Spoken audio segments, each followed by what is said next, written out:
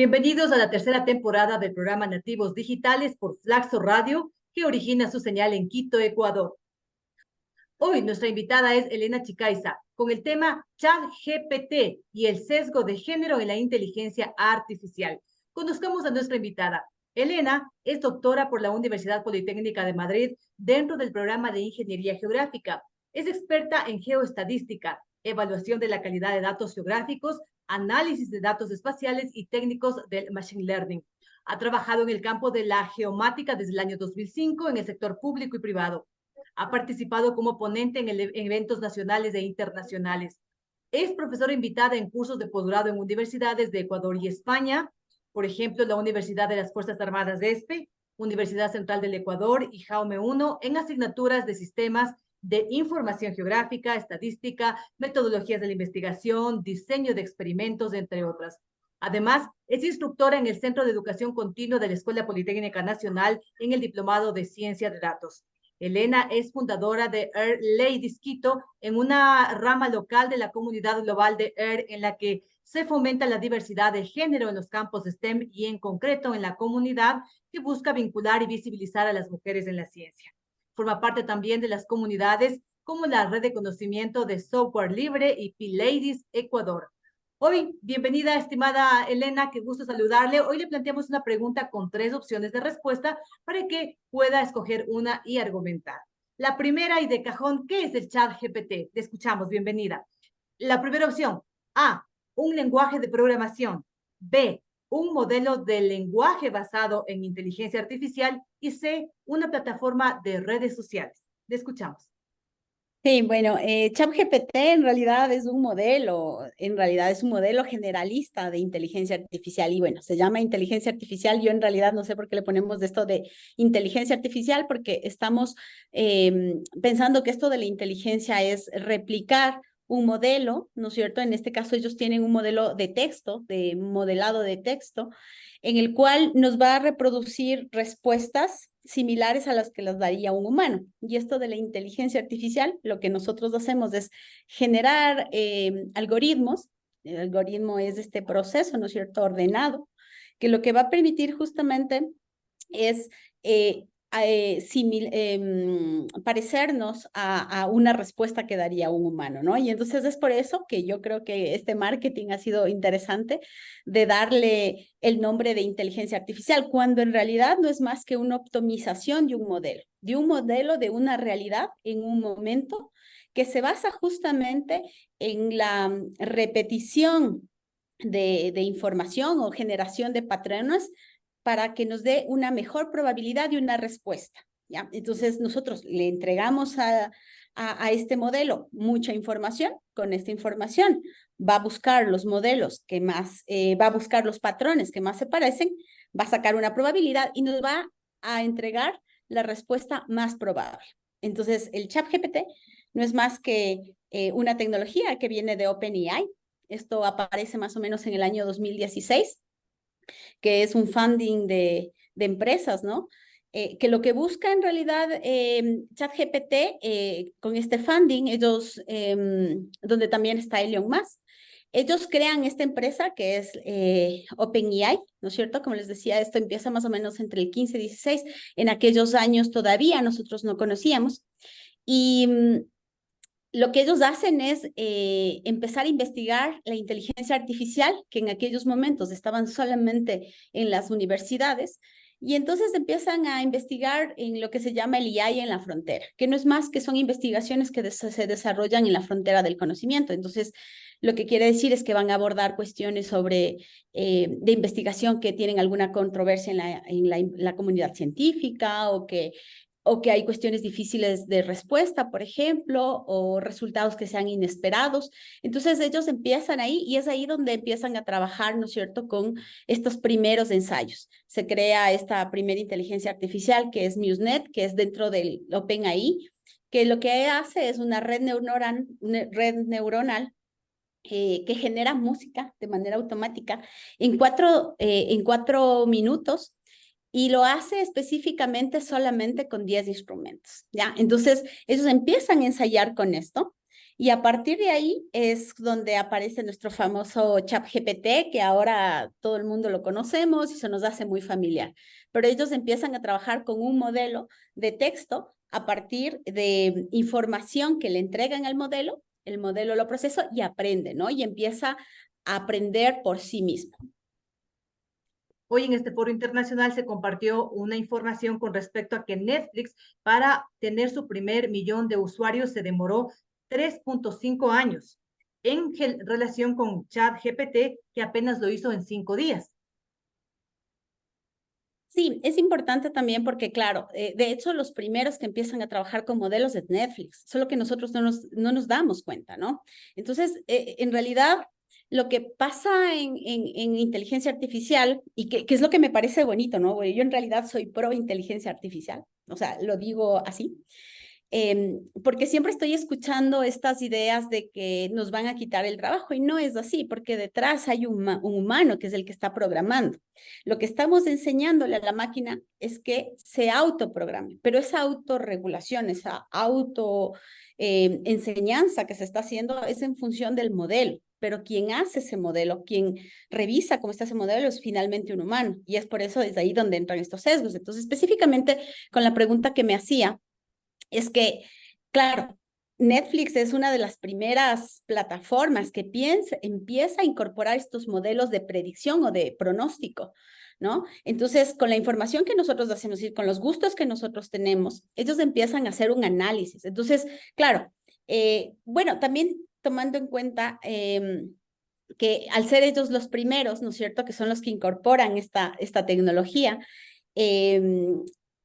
eh, no existe mucha gente que está consumiendo, por ejemplo, el Netflix en aquellos años, ¿no? Porque esto empieza más o menos entre el año 2013, por ahí, y todavía no había esta parte incipiente de la inteligencia artificial. Esto empieza, o sea, sí que se hacían investigaciones, pero se empieza como a popularizar más o menos en el año 2016, donde era pequeñito, eran cosas muy pequeñas, y ellos se tardarían estos 3.5 años que comenta de 1 millón. Pero cuando lanza ChatGPT, cuando sale ChatGPT, más o menos cuando empieza a ser súper popular, que recuerdo que fue en marzo del 2022, cuando ya es totalmente generalizado, porque de hecho sí que existían este modelo GPT de generalización, que sí existía de texto, pero estaban en Marzo fase de prueba. 2023, perdón. Marzo 2020. 2023. Sí, marzo 2023. Pero en el año 21 es donde ellos están entrenando. Y las primeras versiones aparecen más o menos por ahí. Entonces tienen muy poca gente. Cuando ellos hacen el lanzamiento, que ya es el lanzamiento general, era una moda en realidad. Ya todos habíamos escuchado y de hecho nos habíamos hecho en la cabeza. De hecho, en marzo es donde empiezan a hablar muchas discusiones respecto hasta dónde le doy permiso a la inteligencia artificial. Entonces, creo que les ayuda el marketing. Creo que eso es Sí, importante. En el caso de y Netflix, hay tuvieron muchos que hacer un debates camino. éticos también, culturales alrededor de ChatGPT. Pero vamos avanzando con nuestra metodología de la entrevista de hoy que le habíamos planteado, que es una pregunta, 3 opciones, y usted escoge la pregunta, la respuesta correcta y por favor la argumenta. La siguiente es, ¿cuál es uno de los principales problemas asociados con ChatGPT y otros modelos de lenguaje basados en inteligencia artificial? A, falta de capacidad para comprender el lenguaje humano. B, tendencia a generar respuestas sesgadas por género y otros prejuicios. Y C, costo prohibitivo de uso. Yo creo que la segunda, los sesgos. Lo que pasa es que para que existan estos entrenamientos utilizamos técnicas de machine learning, ¿no? Que si es que le vemos en el Google Trends, el machine learning, empezamos a ver esta tendencia, empieza a crecer más o menos a partir de los años 2015, 2016, donde digo, empieza todo este desarrollo, ¿no? Es donde en realidad hay este punto de inflexión, donde ya hay un aumento de este término. Entonces, lo que pasa es que se requiere una gran demanda de datos para poder entrenar. Entonces, el sesgo ahí nace justamente primero por esa calidad de datos, o sea, qué datos estamos utilizando. Entonces, en muchas ocasiones yo escucho esto de la inteligencia artificial y que la inteligencia artificial, y nos hacemos la idea del Terminator, de estas películas, pero todavía no estamos en esa fase. Todavía no estamos en esta fase porque no logramos distinguir, ¿no es cierto? Que una cosa es, o sea, le asociamos el nombre de inteligencia, por eso digo que tiene un marketing interesante, ¿no? De inteligencia, esto es inteligente, pero en realidad tiene que ver que el conocimiento también es conciencia. Y eso todavía las máquinas no están en capacidad. Eso es una característica por el momento de los humanos, por el momento. No quiero decir que mañana de repente le vamos a ver un modelo, pero por el momento no, porque lo único que están haciendo es, hay que entender que esto es un modelo probabilístico. Es decir, van a buscar con el conjunto de datos que nosotros le demos, ¿no es cierto? Le vamos a dar el modelo, nos va a generar un modelo que nosotros vamos a establecer, que este modelo puede ser por un modelo determinista, es decir, que hay una fórmula detrás, como una regresión, por ejemplo, o podemos tener un modelo estocástico, es decir, a través de estas probabilidades. Entonces, desde esta perspectiva, pensar que no está sesgado es una locura, porque un ejemplo nada más es cuando nosotros hacemos análisis de imágenes, ¿no? Esta es una de las primeras cosas que salieron más o menos en el 2018, donde comparábamos imágenes y cosas como muy grotescas, por decirlo así. Por ejemplo, a las personas de color se les estaba sesgando. ¿Por qué? Porque los modelos estaban entrenados específicamente para gente blanca, ¿ya? Entonces, eso a partir de ahí ya es un sesgo. O, por ejemplo, aquellos estereotipos, porque es lo que les digo, ¿no? Normalmente nosotros, para hacer un algoritmo, el que le está instruyendo al organismo, al algoritmo es el humano. Entonces, si yo tengo unos sesgos donde tengo una sociedad que es machista por sí, de un modelo totalmente patriarcal, difícilmente puedo pensar que en esos modelos van a estar incluidas mujeres o que van a estar los grupos LGTB, etcétera. Entonces, creo que sí es importante, ¿no es cierto?, distinguir estas dos acepciones que he hecho. Perfecto. La siguiente consulta o pregunta e interrogante dice, ¿por qué es importante abordar el sesgo de género en la inteligencia artificial como el ChatGPT? A, porque no tiene impacto en la sociedad. B, porque puede perpetuar la discriminación y los estereotipos de género. Y C, porque no hay una solución tecnológica para este problema. La segunda, definitivamente, creo que estas tecnologías son unas herramientas. Y así como en aquellos años, cuando empezó la revolución industrial, ¿no es cierto? Teníamos herramientas como, por ejemplo, el ir en auto, lo que no existía, o generar máquinas mecánicas, ¿no es cierto? Se volvían herramientas. En este caso también, porque puede perpetuar esas diferencias que se están dando. Normalmente, por ejemplo, me parece que hace un tiempo también salió un reportaje respecto a utilizar el ChatGPT en la educación.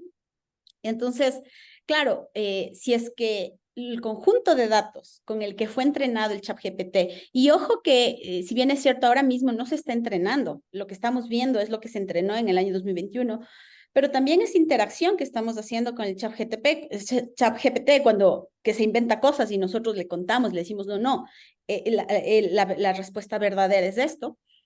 Nosotros le estamos proveyendo de información, pero nada quita que también le estamos enseñando, es decir, que en algún momento esa información que nosotros estamos ingresando se va a utilizar más adelante. Por eso es importante que nosotros seamos parte de la inteligencia artificial, es decir, parte de este proceso es importante. ¿Para qué? Para que podamos reducir esa brecha y podamos reducir ese sesgo que hay, ¿no es cierto? Porque si nosotros no estamos, es decir, yo me refiero específicamente a mi género, si nosotras, y a mi sexo, ¿no? O sea, si nosotras las mujeres, el género femenino, si nosotros no estamos ahí, que hemos sido una de los grupos más vulnerados, difícilmente más adelante vamos a poder cambiar las cosas. Entonces creo que es importante participar dentro de estos procesos, creo que es importante que hagamos una alfabetización también tecnológica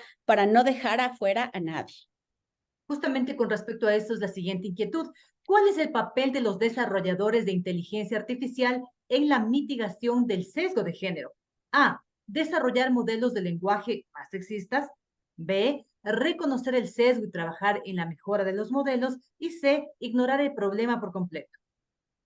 Definitivamente la segunda, creo que es importante primero entender, ¿no? Cuál es esta transversalización del enfoque de género, porque tal vez se lo entiende, ¿no? Como hombres versus mujeres, mujeres versus hombres, ¿no? Que es un poco lo que en muchas charlas en las que he estado dicen, bueno, no, pero hoy no vamos a hablar ni del machismo ni del feminismo. Entonces, no hay un real entendimiento de qué es lo que está pasando. Lo que está pasando es que finalmente estamos siendo sesgados, no solamente por el hecho de ser hombres o mujeres, sino también los jóvenes están siendo sesgados en muchas ocasiones. Entonces creo que es importante que para que esta inteligencia, llamarse esta inteligencia artificial, sea equitativa, que sea un modelo como el que nosotros quisiéramos, porque en realidad, como les digo, la inteligencia artificial lo único que hace es correr modelos, y un modelo no es más que una representación de la realidad, pero la realidad que tenemos es la que es.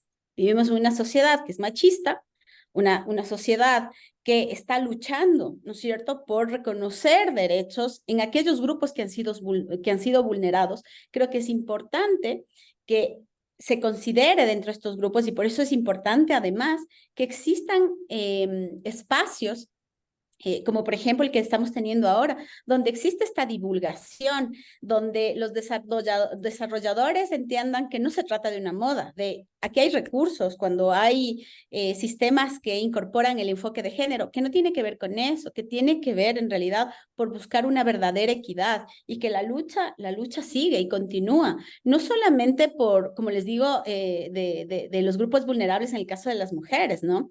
Sino también por aquellos grupos que han sido vulnerados durante muchos años. Tenemos la gente negra, por ejemplo, me parece que hay un reportaje en Netflix, ¿no es cierto?, cómo la inteligencia artificial ya va, hay un libro también que les recomiendo, que es este libro de Cathy O'Neil, que se llama Las matemáticas, un arma de destrucción masiva, y justamente habla cómo en los Estados Unidos se sesga la educación, es decir, estos grupos más pobres, ¿no es cierto?, no acceden a la educación pública como tal, sino que están expuestos a educación privada, que en muchos casos se endeudan porque les aparece un mensaje donde les dice el 50% de descuento en una matrícula.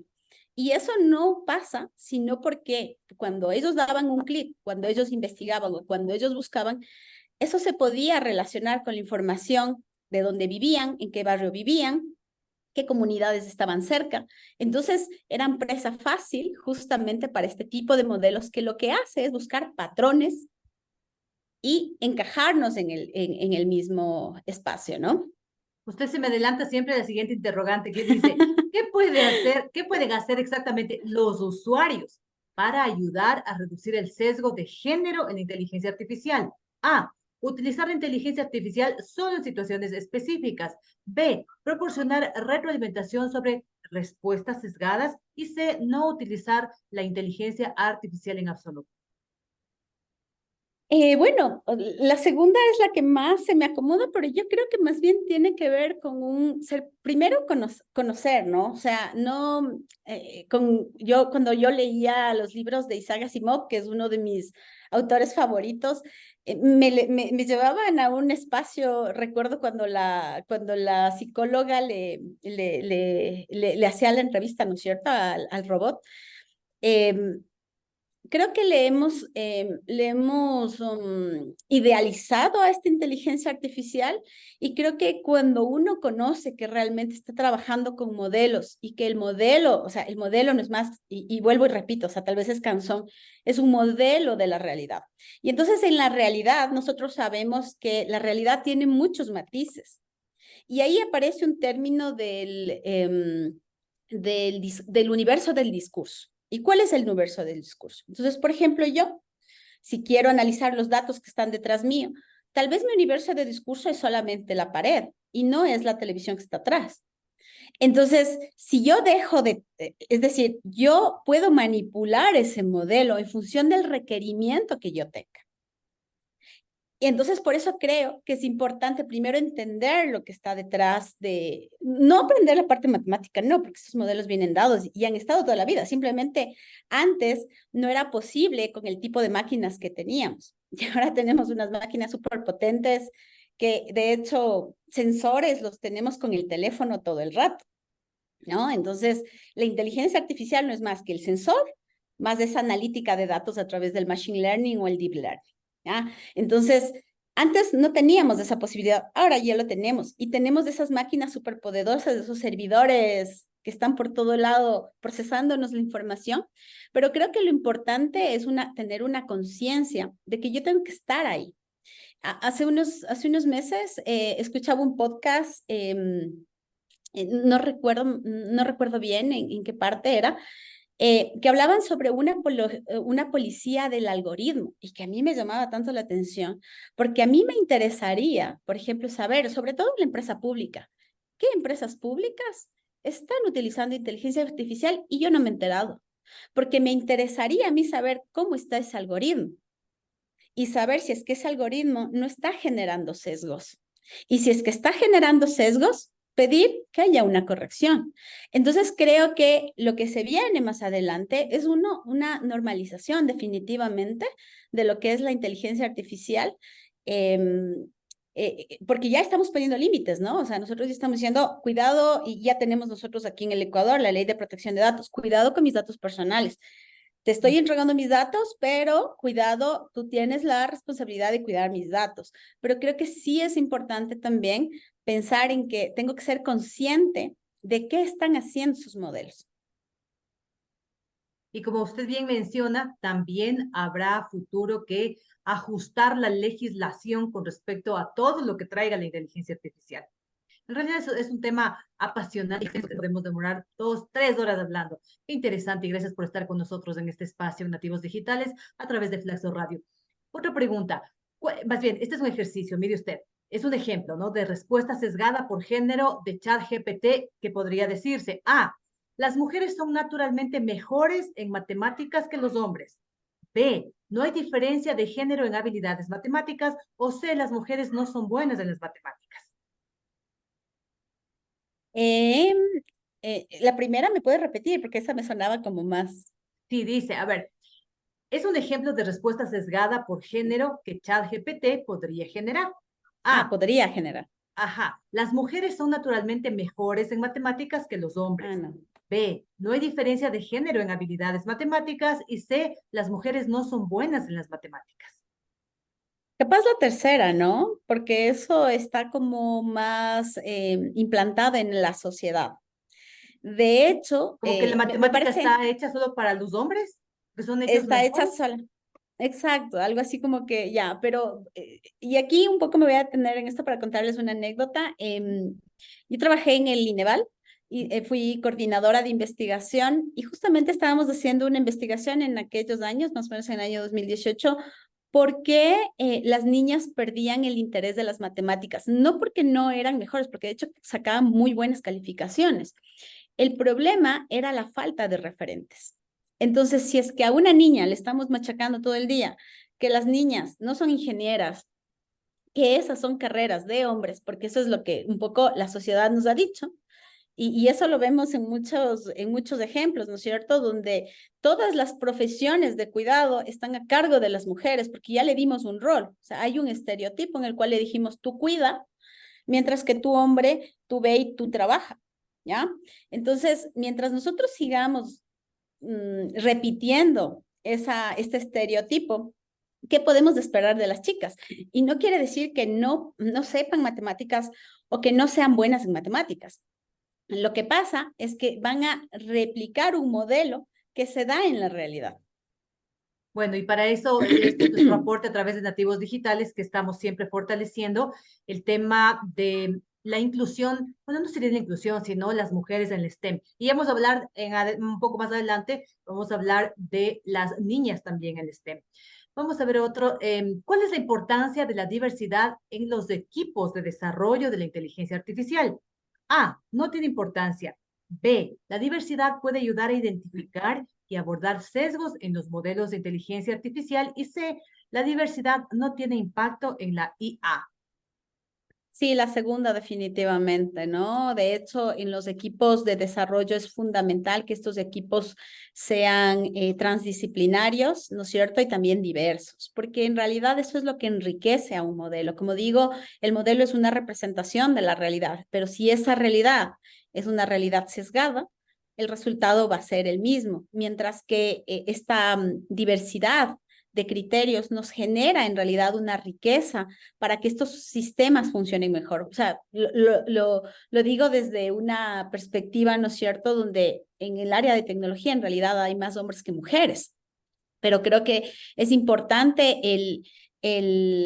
Pero no por y las no quiere habilidades decir, ni las capacidades. no tiene que ver con las habilidades y las capacidades, sino, y de hecho, o sea, algo que a mí siempre me llama la atención, ¿no es cierto? Es que en los espacios de poder siempre están los hombres, no están las mujeres. Y yo cuento mi experiencia, ¿no? Cuando yo he estado en un espacio donde solo hay hombres, llego yo y me dicen, bueno, entonces tú coges los apuntes. Y te entregan un rol como, no, no es así. ¿Por qué? Porque todos tenemos las mismas habilidades. Sin embargo, estamos en espacios donde tenemos una sociedad que nos ha dado roles y son roles estereotipados. Entonces, creo que es indispensable que en estos grupos sean grupos diversos y diversos tiene que ver también con la generación, ¿no?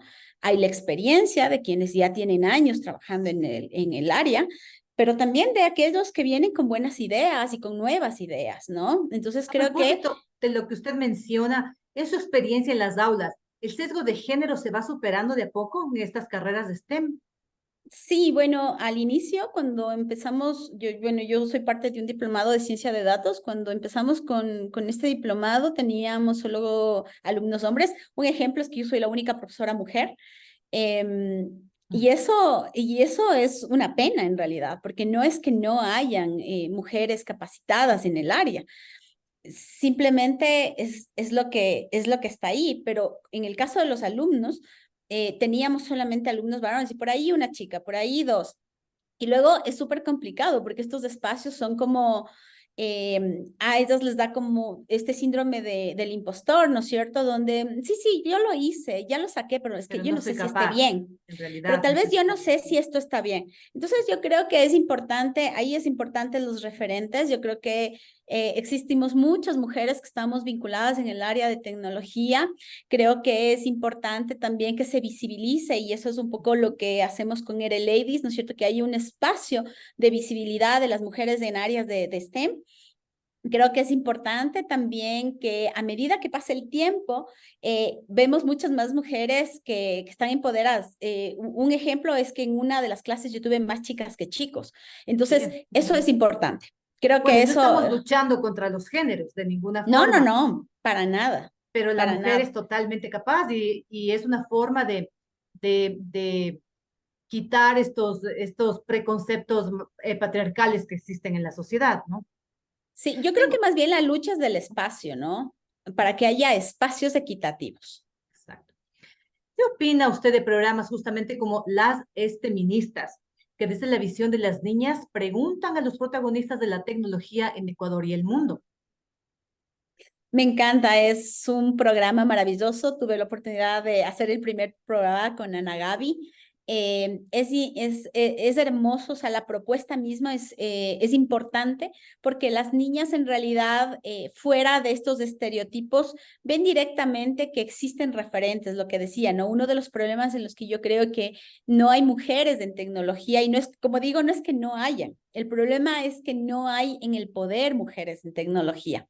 Son muy pocas las que están cuando existen eventos en los que yo he asistido, ¿no? Estamos mujeres en tecnología, pero somos como muy contadas, pero luego de espectadoras tenemos muchas mujeres. Entonces lo que necesitamos es que existen más mujeres Visibilizar. que estén a frente, Exacto. que, que trabajemos mucho en el síndrome del impostor, que creo que nos ha hecho mucho daño, que creo que deben haber que estos espacios se dan justamente porque no hay porque esa brecha es enorme. En el caso, por ejemplo, de ERE, en el año 2017 las desarrolladoras de paquetes eran solo el 10% sobre un 90%. Ahora se ha cortado, ¿no? Ahora hemos mejorado, estamos en el 30%, pero hay mucho todavía por hacer.